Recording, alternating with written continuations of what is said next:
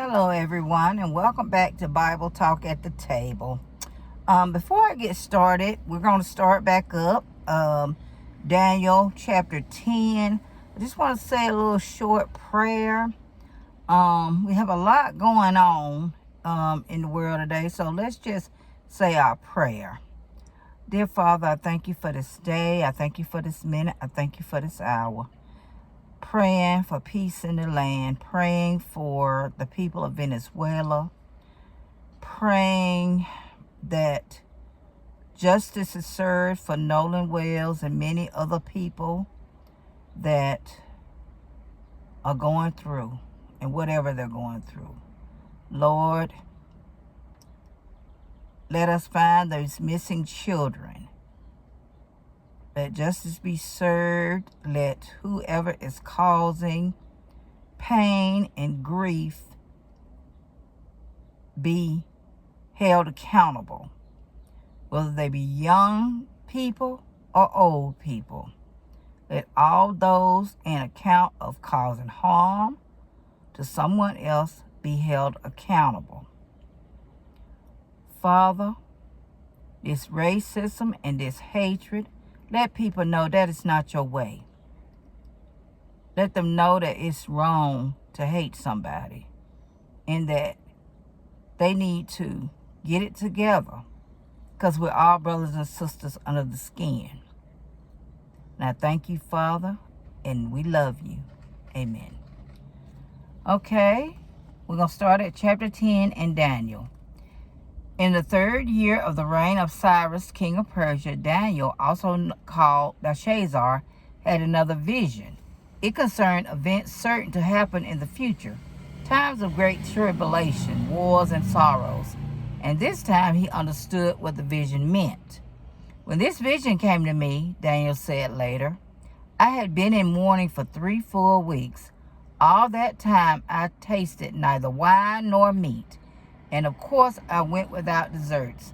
I neither washed nor shaved nor combed my hair. Then one day early in April, as I was standing beside the great Tigris River, I looked up and suddenly there before me stood a person robed in linen garments with a belt of purest gold around his waist and glowing lustrous skin. From his face came blinding flashes like lightning, and his eyes were pools of fire. His arms and feet shone like polished brass, and his voice was like the roaring of a vast multitude of people. I, Daniel, alone saw this great vision. The men with me saw nothing, but they were suddenly filled with unreasoning terror and ran to hide. And I was left alone. When I saw this frightening vision, my strength left me, and I grew pale and weak with fright. Then he spoke to me, and I fell to the ground face downward in a deep faint. But a hand touched me and lifted me, still trembling, to my hands and knees. And I heard his voice. O Daniel, greatly beloved of God, he said, stand up and listen carefully to what I have to say to you, for God has sent me to you. So I stood up, still trembling with fear. Then he said, don't be frightened, Daniel, for your request has been heard in heaven, and was answered the very first day you began to fast before the Lord and pray for understanding. That every day I was sent here to meet you. But for 21 days the mighty evil spirit who overrules the kingdom of Persia blocked my way. Then Michael, one of the top officers of the heaven army, came to help me, so that I was able to break through these spirit rulers of Persia. Now, I am here to tell you what will happen to your people, the Jews, at the end times, for the fulfillment of this prophecy is many years away. So the angel had to get some help from another angel to get through, because the evil spirit was blocking. And for 21 days. All this time, I was looking down, unable to speak a word. Then someone, he looked like a man, touched my lips, and I could talk again. And I said to the messenger from heaven, Sir, I am terrified by your appearance and have no strength? How can such a person as I even talk to you? For my strength is gone, and I can hardly breathe."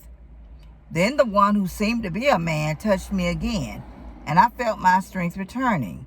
"God loves you very much," he said. "Don't be afraid. Calm yourself. Be strong. Yes, strong." Suddenly, as he spoke these words, I felt stronger and said to him, "Now you can go ahead and speak, sir, for you have strengthened me." He replied, "Do you know why I have come? I am here to tell you what is written in the book of the future. Then, when I leave, I will go again to fight my way back, past the prince of Persia, and after him the prince of Greece. Only Michael, the angel who guards your people Israel, will be there to help me." Now, in the book of Enoch, I'm going to start right there for a second. They're going to talk a lot about the angel realm. So when we finish Daniel, we're going to go into it, Lord willing. Because I'm going to tell you now, I don't understand it all, but it goes through stuff that I have never understood before. But we'll get to that. But they do go into the angel realm. "I was the one sent to strengthen and help Darius the Mede in the first year of his reign. But now I will show you what the future holds. 3 more Persian kings will reign to be succeeded by a fourth, far richer than the others. Using his wealth for political advantage, he will plan total war against Greece." Oh my gosh. I smell something bad out here. I'm sorry. "Then a mighty king will rise in Greece, a king who will rule a vast kingdom and accomplish everything he sets out to do. But at the zenith of his power, his kingdom will break apart and be divided into 4 weaker nations, not even ruled by his sons, for his empire will be torn apart and given to others. One of them, the king of Egypt, will increase in power, but this king's own officials will rebel against him and take away his kingdom and make it still more powerful. Several years later, an alliance will be formed between the king of Syria and the king of Egypt. The daughter of the king of Egypt will be given in marriage to the king of Syria as a gesture of peace, but she will lose her influence over him, and not only will her host be blighted, but those of her father, the king of Egypt, and of her ambassador and child. But when her brother takes over as king of Egypt, he will raise an army against the king of Syria and march against him and defeat him. When he returns again to Egypt, he will carry back their idols with him, along with priceless gold and silver dishes, and for many years afterward, he will leave the Syrian king alone. Meanwhile, the king of Syria will invade Egypt briefly, but will soon return again to his own land. However, the sons of this Syrian king will assemble a mighty army that will overflow across Israel into Egypt to a fortress there. Then the king of Egypt, in great anger, will rally against the vast forces of Syria and defeat them. Filled with pride after this great victory, he will have many thousands of his enemies killed, but his success will be short-lived. A few years later, the Syrian king will return with a fully equipped army, far greater than the one he lost, and other nations will join him in a crusade against Egypt. Insurgents among your own people, the Jews, will join them, thus fulfilling prophecy, but they will not succeed. Then the Syrian king and his allies will come and lay siege to a fortified city of Egypt and capture it, and the proud armies of Egypt will go down to defeat. The Syrian king will march onward unopposed.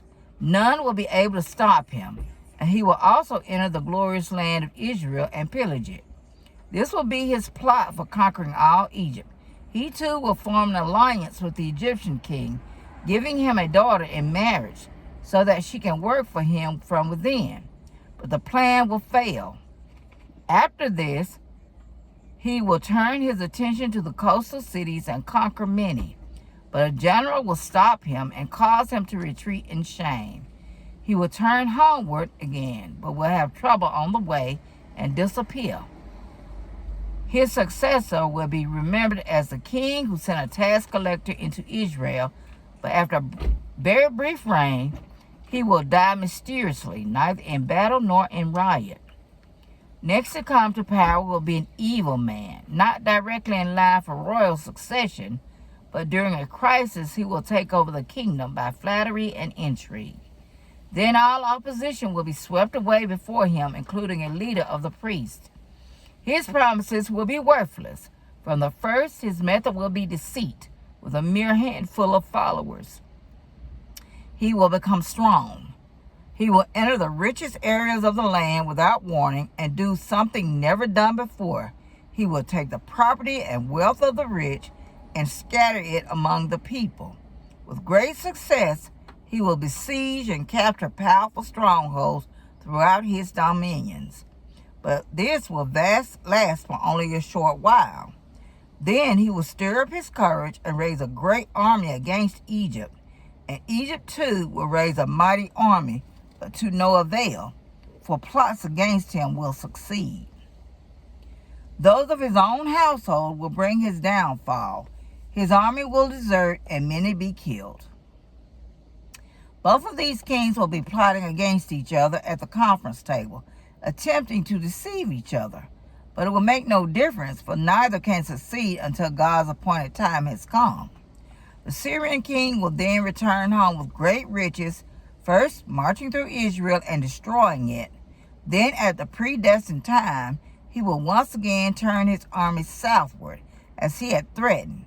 But now it will be a very different story from those first two occasions, for Roman warships will scare him off, and he will withdraw and return home, angered by having to retreat.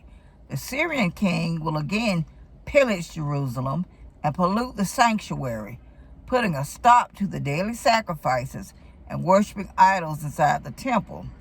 He will leave godless Jews in power where he leaves, men who have abandoned their father's faith. He will flatter those who hate the things of God and win them over to his side. But the people who know their God shall be strong and do great things. Those with spiritual understanding will have a wide ministry of teaching in those days, but they will be in constant danger. Many of them dying by fire and sword are being jailed and robbed. Eventually, these pressures will subside, and some ungodly men will come pretending to offer a helping hand only to take advantage of them. And some who are most gifted in the things of God will stumble in those days and fall. But this will only refine and cleanse them and make them pure until the final end of all their trials at God's appointed time. The king will do exactly as he pleases, claiming to be greater than every god there is, even blaspheming the God of gods, and prospering until his time is up. For God's plans are unshakable, meaning it's still going to happen. I don't care what's going on. I don't care who you think is winning, why the rich keep winning, why people keep getting away with stuff. In the end, God's plan is unshakable. He will have no regard for the gods of his fathers, nor for the God beloved of women, nor any other god. For he will boast that he is greater than them all. Instead of these, he will worship the fortress god, a god his fathers never knew, and lavish on him costly gifts. Claiming his help, he will have great success against the strongest fortresses. He will honor those who submit to him, appointing them to positions of authority and dividing the land to them as their reward. Then at the time of the end, the king of the south will attack him again, and the northern king will react with the strength and fury of a whirlwind. His vast army and navy will rush out to bury him with their might. He will invade various lands on the way, including Israel, the pleasant land, and overthrow the governments of many nations. Moab, Edom, and most of Ammon will escape. But Egypt and many other lands will be occupied. He will capture all the treasures of Egypt, and the Libyans and Ethiopians shall be his servants. But then news from the east and north will alarm him, and he will return in great anger to destroy as he goes. He will halt between Jerusalem and the sea, and there pitch his royal tents. But while he is there, his time will suddenly run out, and there will be no one to help him. At that time, Michael, the mighty angelic prince who stands guard over your nation, will stand up and fight for you in heaven against satanic forces. And there will be a time of anguish for the Jews greater than any previous suffering in Jewish history. And yet every one of your people whose names are written in the book will endure it. So your name written in the book, you're going to see it through. Regardless of what the world looks like now, you're going to see it through. And many of those whose bodies lie dead and buried will rise up, some to everlasting life, and some to shame and everlasting contempt. And those who are wise, the people of God, shall shine as brightly as the sun's brilliance, and those who turn many to righteousness will glitter like stars forever. But Daniel, keep this prophecy a secret. Seal it up so that it will not be understood until the end times, when travel and education shall be vastly increased.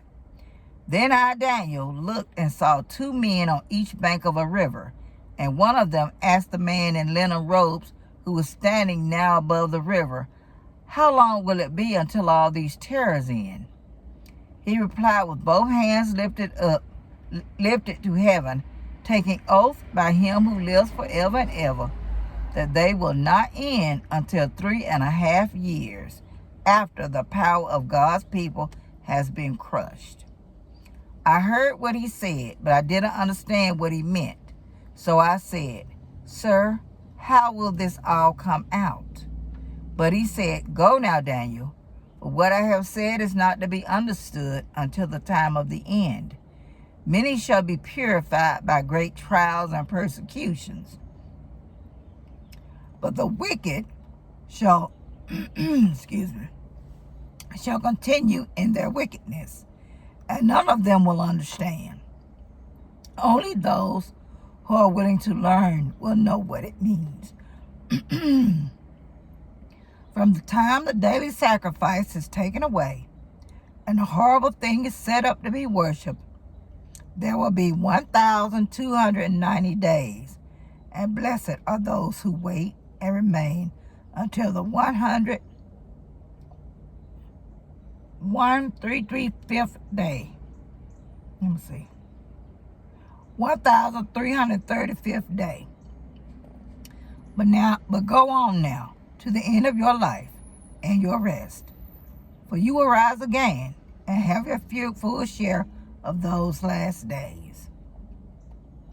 So that actually, we went into Hosea then. I had read through Daniel. I was like, hold up. So that was the start of Hosea. But we're not going to go. We'll start at Hosea when we get through with Enoch. So that's it for today. And I thank y'all for sharing this time with me. In the case of Nolan Wells, I feel like we still need to talk to God. We still need to pray about it. I pray for justice. Like I said, I was not there. Everybody's saying, well, they from the South. You don't go with a bunch of white boys by yourself. And that's what we were taught. If you one black person, don't go with white people by yourself. That's what we were taught, because something's gonna happen to you. But the thing is, it was like, why do parents do that? And I listened, and I think the daddy was saying they basically grew up together. I guess it's like if you grew up with somebody, they've been your BFFs for years and years, you wouldn't think Okay, y'all gone together. Y'all good. But what happens is sometimes too much drinking with these young folks, too much partying, and take that with an argument, a heated argument. And I'm not saying that's what happened, but you throw a log on a fire, it's gonna burn. So if there were other elements with the young folk, then that could have added to this. Now what needs to happen is all hiding needs to stop. People need to come out and tell the truth. And I pray to God that justice is served. And I pray for all the families involved, all the families that are hurt. You know, if something is misunderstood, I pray that correction be fixed on it, because we can't go off of he say, she say. If you wasn't there, you actually don't know all of what happened. Because I don't want to be judged in the end by God for bearing false witness, saying stuff I don't know nothing about. So we as Christians just need to pray that the truth comes out. Prayerfully, one of the boys speak up and tell the truth. And atone for what he's done. And if it was an accident, tell the truth about it. In either case, tell the truth of what happened. And we don't need to get violent. You know, we need to just stay in prayer for all those concerned. And don't let hatred get in. I'm telling you, the devil is slick. We go from one race to another race. To another race. Because this is what he wants. He wants us to tear each other up. But in the end, if you're a child of God, you can't get in the middle of that mess. Okay? Well, I love you, and there's nothing you can do about it. And I thank you. Bye-bye, y'all.